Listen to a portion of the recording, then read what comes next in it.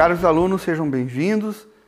Eu sou o professor Nelson, eu sou endocrinologista e vou abordar os principais aspectos da nossa especialidade. A endocrinologia compreende a explicação das nossas funções corporais através de mensageiros químicos que vão dar a interface entre o meio externo e o nosso meio interno.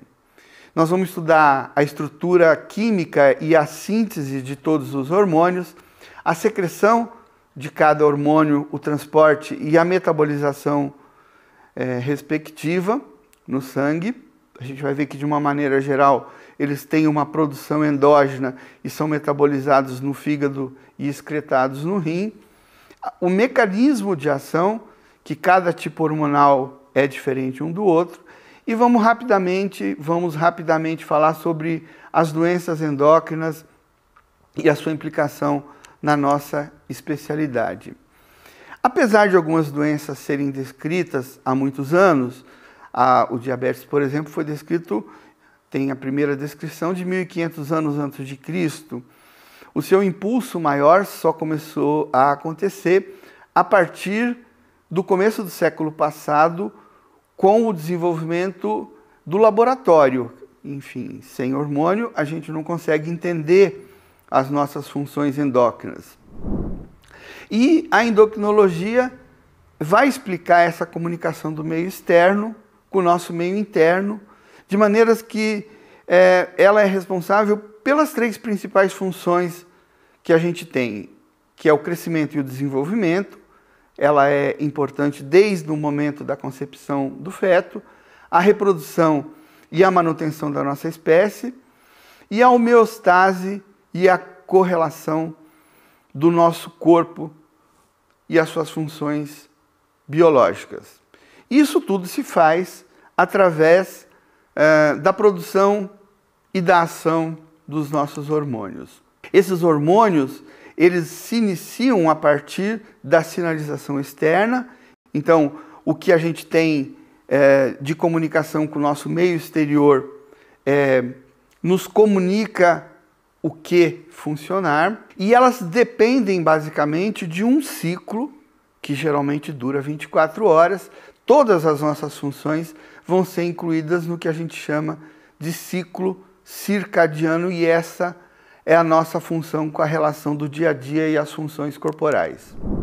O ritmo circadiano, de uma maneira geral, rege todas as nossas funções biológicas. O comportamento circadiano acontece na temperatura corporal, na pressão arterial, no sono, nos hormônios sexuais, nos hormônios da tireoide, e também é responsável pelo nosso sistema hedônico de fome, sede, e cada correlação tem a sua ação hormonal específica e que varia de minuto a minuto, às vezes de hora a hora e muitas vezes até num ciclo maior, que é, por exemplo, o ciclo menstrual, que é mensal e é chamado circa lunar. A homeostasia, então, é um conceito que compreende mecanismos de regulação que mantém o equilíbrio constante. Então, os hormônios vão ser responsáveis pela nossa temperatura, pela frequência cardíaca, pela pressão arterial. Nossa pressão arterial é mantida pelos hormônios. A nossa glicemia, que é a fonte energética, é mantida pelos hormônios. E isso acontece através de substâncias químicas. Essa sinalização hormonal acontece muitas vezes por comando de outro hormônio, mas muitas vezes acontece por sinalização de íons, como o cálcio, ou de substâncias químicas como a glicose, ácido graxo, o sódio, o potássio e o mais importante de todos, que é o eixo hipotálamo, hipófise e a sua glândula específica. A coordenação das funções corporais pelos mensageiros químicos acontece através do nosso grupo de hormônios. Esses hormônios são responsáveis por toda a nossa função corporal, são produzidos por glândulas, comandados por outras glândulas, como são a tireoide, a adrenal, as gônadas, ou comandadas por estruturas químicas específicas, como a glicose, influenciando a liberação de insulina e de glucagon, ou cálcio, influenciando a liberação do paratormônio e da calcitonina, que nós vamos ver mais adiante. As funções endócrinas se dão através da ligação do hormônio com os receptores específicos presentes nas células-alvos. Então, os hormônios só funcionam porque eles têm uma capacidade de influenciar essa célula especificamente. E essas células são chamadas células-alvo. Portanto, as células que não possuem receptores, elas não sofrem essa ação hormonal. Esses hormônios, eles têm ação tanto da produção e na influência de outros hormônios, como a ação de manter o trofismo, manter a troca celular dessa glândula alvo. Então, eles têm a capacidade de aumentar a síntese e a secreção hormonal ou inibi-la de acordo com a sua ação específica. A comunicação intracelular acontece através de aspectos que nós chamamos de autócrinos, parácrinos e endócrinos. Então a gente tem a ideia de que a endocrinologia é por produção de hormônio que age à distância, mas não exclusivamente. Por exemplo, nós temos ações de hormônios que agem na própria célula. Então é uma ação chamada autócrina. Por exemplo, quando você tem a regeneração das células hepáticas. Isso acontece por autorregeneração e isso é uma ação própria. Uma célula pode se comunicar com a outra e nós chamamos de uma ação parácrina.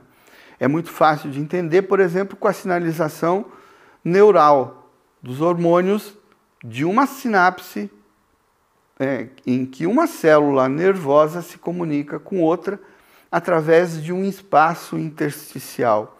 Isso também acontece no pâncreas, onde você tem a insulina e o glucagon se autorregulando uma célula ao lado da outra. E o mais comum e o mais específico é a comunicação endócrina, onde um hormônio é produzido em uma glândula, em um órgão, ele cai na corrente sanguínea e ele age à distância. Nessa situação, que é a mais clássica, nós chamamos de ação endócrina. Então, resumindo, nós temos um fluxo de comunicação entre o hormônio e a célula-alvo de 3 modos: endócrino, parácrino, autócrino e um pouquinho mais especificamente intrácrino, onde a célula produz um hormônio que se autorregula. Os hormônios têm essa característica bastante interessante. Muitos que a gente acha que são hormônios não são hormônios, eles são pró-hormônios. Então eles podem ser biologicamente ativos a hora que são produzidos, como por exemplo a insulina e o hormônio do crescimento. Então eles agem do mesmo modo, eles não precisam nem de carreadores, eles agem imediatamente, portanto tem muito pouco armazenamento, ou eles necessitam da ativação em células específicas, células-alvo, para produzir o seu efeito biológico. Por exemplo, a testosterona, o hormônio da tireoide, o T4, eles não são hormônios verdadeiramente, eles são pró-hormônios. Eles são produzidos em algum lugar, eles caem na corrente sanguínea, eles são carreados à distância e aí precisam ser convertidos numa substância ativa e aí são ativos biologicamente. O T4 é um exemplo de um pró-hormônio que precisa ser convertido em T3 dentro da célula e aí agir metabolicamente. Isso dá a eles uma característica que pode ser hidrófoba, hidrofílica, onde ele é solúvel em água, ou lipossolúvel, quando ele precisa de um meio gorduroso para funcionar. Esse é um exemplo clássico da estrutura e da síntese dos hormônios. Quando você tem um hormônio muito grande, o hormônio da característica proteica, ele não consegue agir na célula, a não ser se ligando a um receptor da membrana plasmática e assim agir perifericamente. Ele não entra na célula, ele age através de sinalizadores. ou um hormônio que é pequeno, que é, por exemplo, o derivado do colesterol, em que ele precisa passar a membrana plasmática, ele tem um carregador citoplasmático, ele age na transcrição gênica, fazendo a sua função biológica a nível nuclear. Na síntese dos hormônios proteicos, a gente tem uma situação em que eles todos têm a mesma formação biológica. Então, eles são produzidos através da síntese de determinadas proteínas, lembrando um RNA mensageiro. O exemplo disso são, por exemplo, os hormônios do crescimento, a prolactina, os hormônios tróficos da hipófise, diferentemente, por exemplo, dos hormônios derivados do colesterol, que são os estrogênios e os glicocorticoides. Esse grupo que eu citei no fim, que são os glicocorticoides, que tem um nome genérico de hormônios esteroides, eles têm todos a sua base inicial do colesterol. Então, o colesterol é uma substância importante, é uma gordura importante no nosso organismo. Ela dá origem a alguns hormônios, principalmente na placenta, nos ovários, nos testículos e na adrenal. A sua gênese de produção desses hormônios é mais ou menos semelhante, dependendo da sua conversão por enzimas específicas que encontram nestes órgãos. Então, eles todos têm como base o colesterol e formam a aldosterona, ou o cortisol, ou os hormônios sexuais, de acordo com as enzimas que estes órgãos especificamente têm. Eles são pequenos, eles precisam de um transportador, alguns necessitam da transformação periférica, mas todos têm ação curta. Alguns hormônios necessitam de proteínas carreadoras, ou seja, eles são produzidos, eles são carreados no sangue através de uma proteína específica, que se não existir pode ser a albumina, e ele é levado até a periferia através da corrente sanguínea. Algumas vezes ele já está na forma livre, mas só a forma livre é biologicamente ativa. Então, 99% dos nossos hormônios estão ligados à proteína e formam uma espécie de reserva biológica destes hormônios. Os mecanismos de ação e da metabolização dos hormônios dependem do tipo do hormônio. Se o hormônio é pequeno, como por exemplo o derivado do colesterol que eu expliquei agora, eles vão atravessar a membrana plasmática e vão agir a nível celular. Mas se o hormônio é muito grande, como por exemplo aqueles derivados de proteínas, os hormônios proteicos, eles precisam se acoplar a um receptor que é específico da membrana plasmática e agir através da emissão de mensageiros. E essas células vão ser responsivas a esse hormônio de acordo com a necessidade. Por exemplo, a insulina é um hormônio responsável pelo metabolismo da glicose. Ela só vai estar ativa em locais que tiver receptor, portanto, em células que necessitam da sua ação biológica. A hemácia é uma célula que, de uma maneira geral, tem seus mecanismos de utilização de glicose e não precisa de insulina. Então, ela tem poucos receptores na sua superfície. Por outro lado, algumas células necessitam da insulina para funcionar. Então, a célula hepática e a célula gordurosa tem muito receptor para a insulina, porque ali ela é útil e sem a insulina eu não vou ter ação biológica nesses locais. Se tem a ideia de que uma hemácia, por exemplo, tem em torno de 40 receptores só para insulina. Por outro lado, a célula gordurosa tem em torno de 200 mil receptores para insulina, porque ela lá é muito mais importante. Os hormônios lipossolúveis, os esteroides, eles atravessam a membrana plasmática e se ligam a receptores dentro da célula-alvo, e por isso que tem uma ação biológica diferente daqueles proteicos que eu acabei de explicar. Então, os mecanismos, em resumo, da ação hormonal se faz através de receptores de membrana, ativando alguns mensageiros, e os principais mensageiros são o AMP cíclico e o cálcio, existem outros menos importantes, e os receptores nucleares, que são aqueles que são ativados principalmente pelos esteroides e também pelos hormônios tiroidianos, que são outra classe parecida, são as aminas. Então, os mecanismos da ação hormonal dos esteroides se faz através de receptores nucleares e a ativação específica de transcrição genética, com ativação de RNA e DNA e a ação biológica daquela célula que ele está funcionando. Existem algumas características interessantes em relação à ação hormonal e elas são classificadas de acordo com essa resposta. É a regulação chamada down regulation e a up regulation. E o que significa isso? Quando você tem um hormônio produzido em grande quantidade, ele vai saturar todos esses receptores e a ação biológica dele começa a funcionar menos.